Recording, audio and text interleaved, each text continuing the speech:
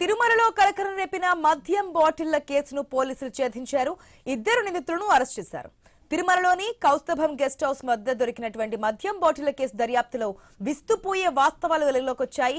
ఈ కేసులో వైసీపీ నేతలతో పాటు కొందరు మీడియా ప్రతినిధుల ప్రమేయం ఉన్నట్లుగా గుర్తించారు. సీసీటీవీ ఫుటేజ్ ను విడుదల చేశారు.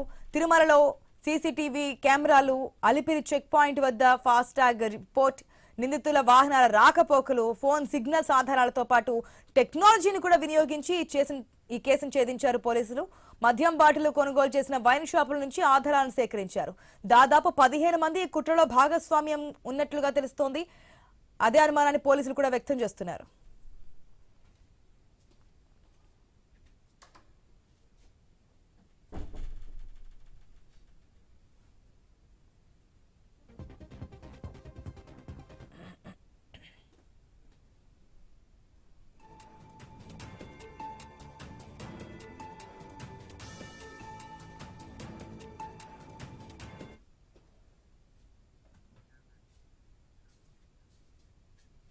లంచం తీసుకుంటున్న అధికారులు